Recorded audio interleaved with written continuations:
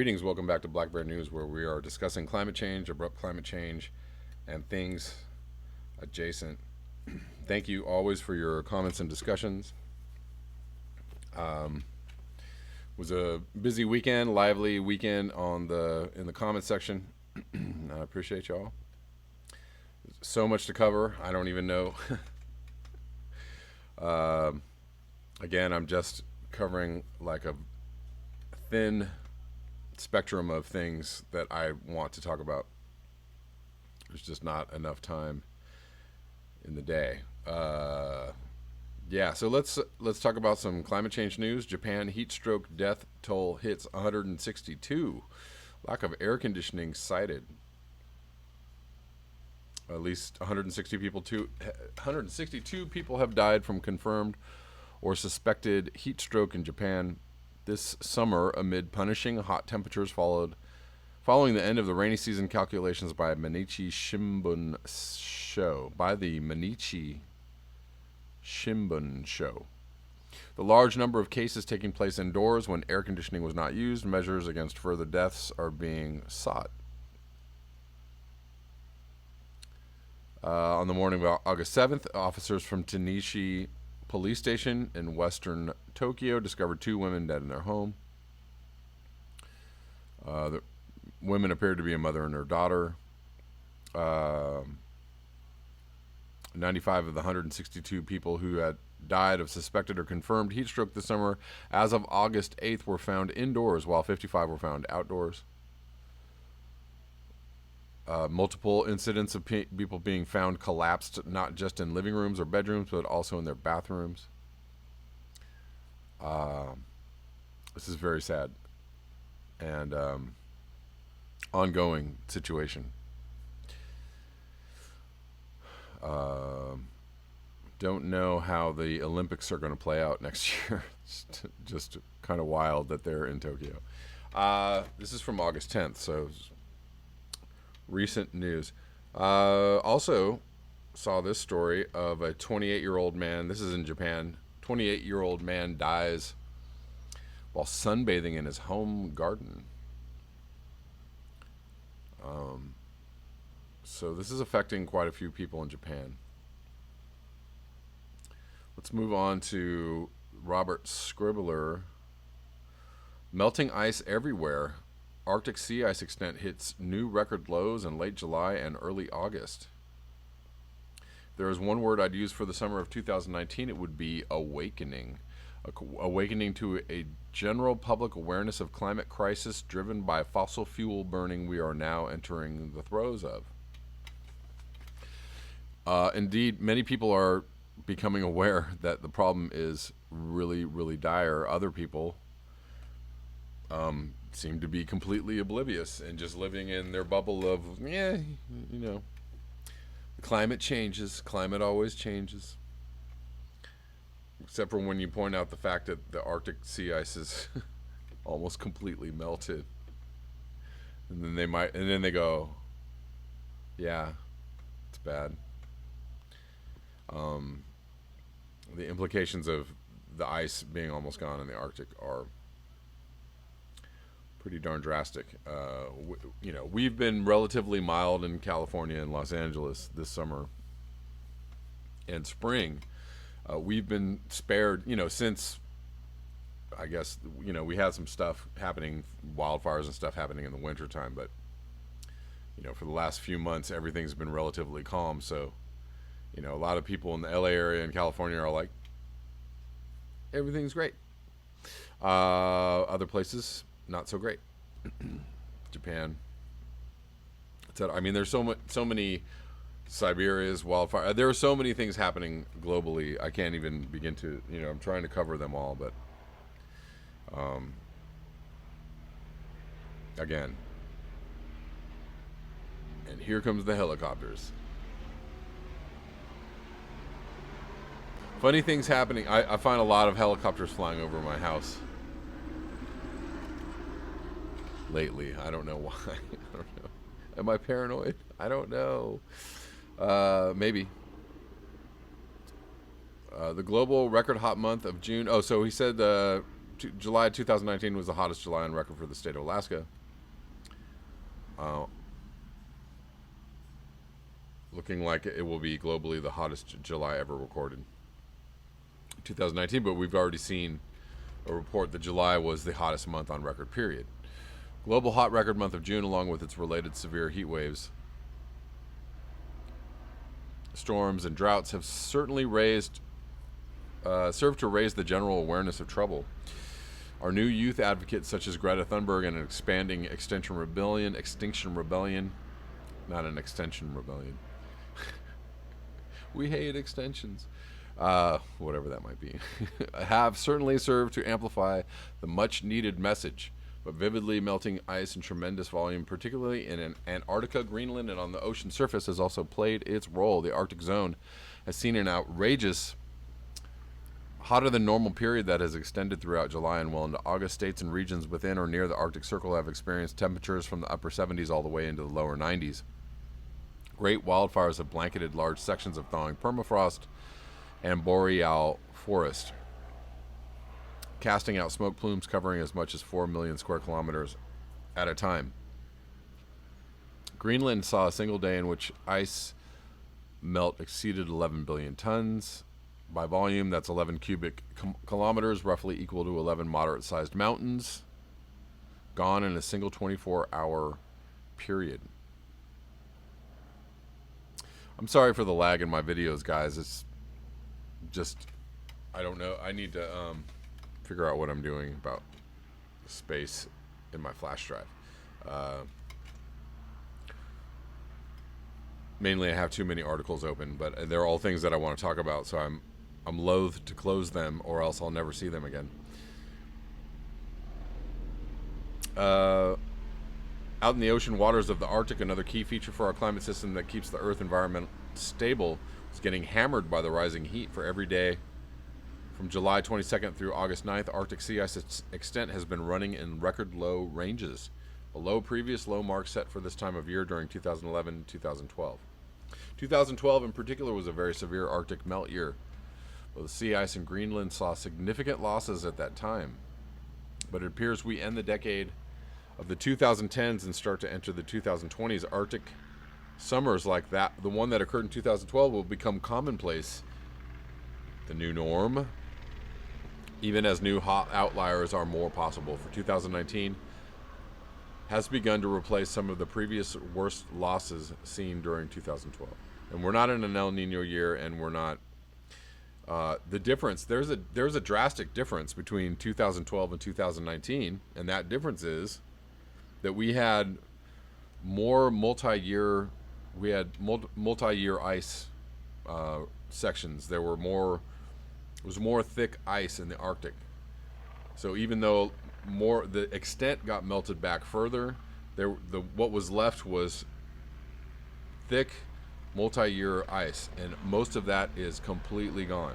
So all that we have left in the Arctic is thin ice.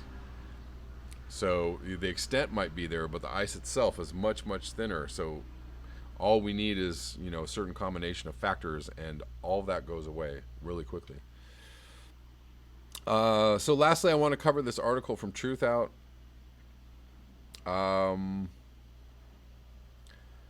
Leaked draft of executive order to censor the internet sets off alarm bells. So quickly, I just want to say, my videos, my Epstein video the other day and the one about the FBI document linking conspiracy theorists to domestic terrorism, both of those videos were demonetized. I'm fairly lucky in that I don't have a lot of my videos demonetized. Other channels do, because they're talking about, things that the powers that be don't want them to talk about. If you talk about Russiagate, Pizzagate, Epstein, there's a list of things that if you start talking about these things, they demonetize you right away. So yeah, the other day, on my Facebook timeline was filled with conspiracy theorists. So nobody believed the Epstein story. Almost everybody was everybody was like, he's been moved. He's on his way to Israel. I don't know if you guys can, of course you guys can hear this. I don't know what these guys are looking for.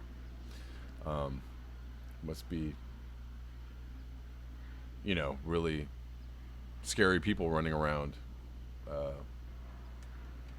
suburbia in Los Angeles. Anyways, what was I saying? Yeah, my Facebook timeline was filled with conspiracy theorists all over left-leaning progressive YouTube channels.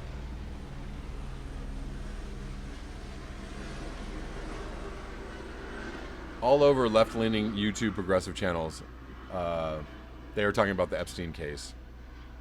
This is getting almost so ridiculous. I don't know if I can finish this video. They're talking about the Epstein case. They're doing a deep dive into, the implications and the people involved, and this is a big story, and it's getting harder to ignore. And the left is doing with Epstein what the right was doing with Pizzagate, and only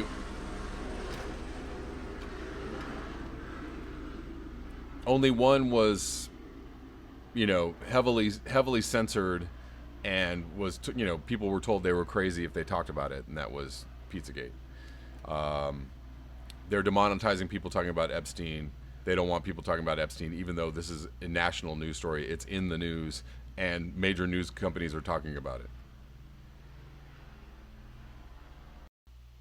So yeah, if you're talking about it on YouTube, you get demonetized. But if you're the Huffington Post or some other major news outlet, you can talk about Epstein. But you can't if you're talking about it on YouTube. I don't know, whatever. But anyways, so I want to talk about this story from Truthout. Leaked draft of executive order to censor the internet sets off alarm bells.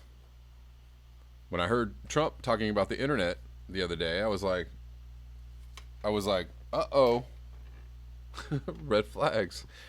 Civil liberties groups are warning of a major threat to online freedoms and First Amendment rights if a leaked draft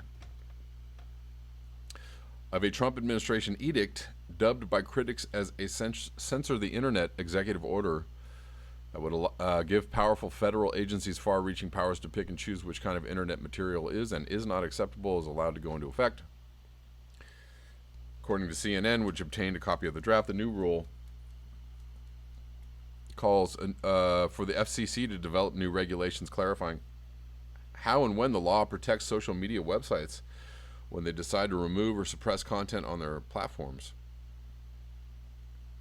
Although still in its early stages and subject to change, the Trump administration's draft order also calls for Federal Trade Commission to take those new policies into account when it investigates or files lawsuits against misbehaving companies. So this sounds a little different than censor the internet. I just have to say that. I don't know. It could be, in the guise of trying to, protect free speech on the internet, it could actually be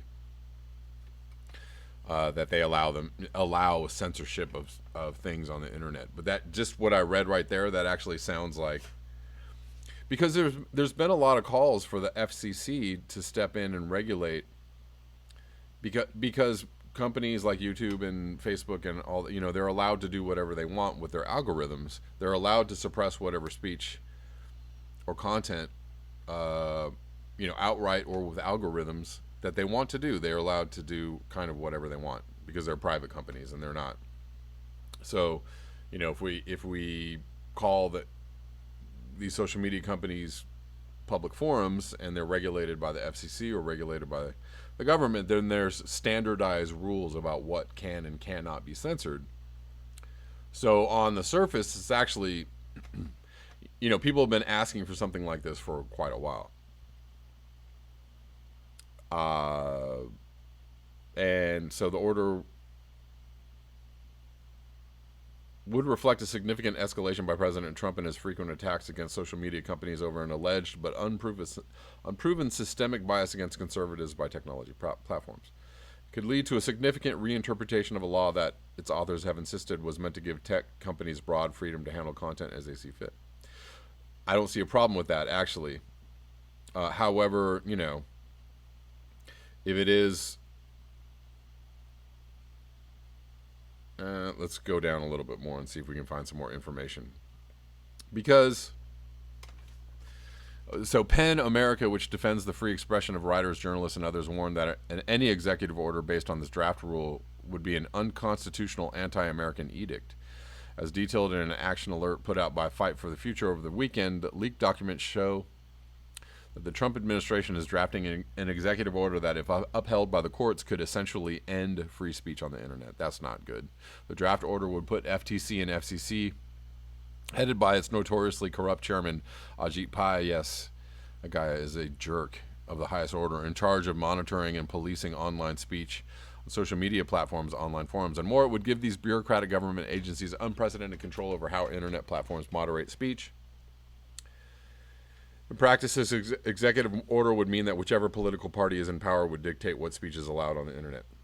If the government doesn't like the way a private company is moderating content, they can shut their entire website down. Well, this is very confusing, actually. I'm confused about this. I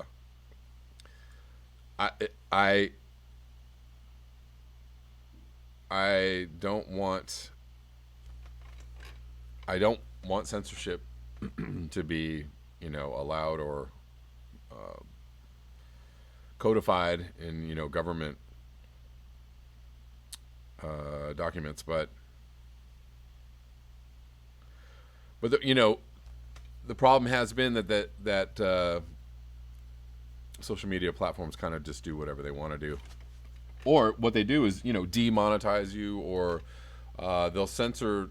They'll flag things, hide content or posts or whatever by an algorithm. So they just, what they do is immediately,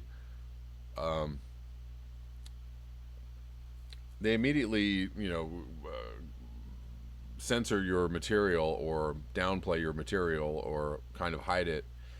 And then, you can submit a complaint or file a dispute, and then later they, oh, it's fine, but like if you upload a YouTube video and they demonetize it for, while they're looking at it for a couple days, well, then you're not getting paid on the views that you would have gotten during that time. So, in a sense, they're you're being punished. They're punishing you,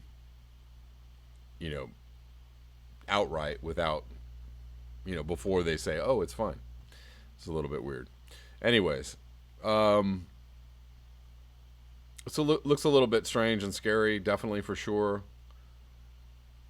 However, there's been a lot of people calling for some kind of standardized rules to be put in place, or that the FCC, declare social media sites public domain or public forum, public speaking places, so that the First Amendment actually can be applied.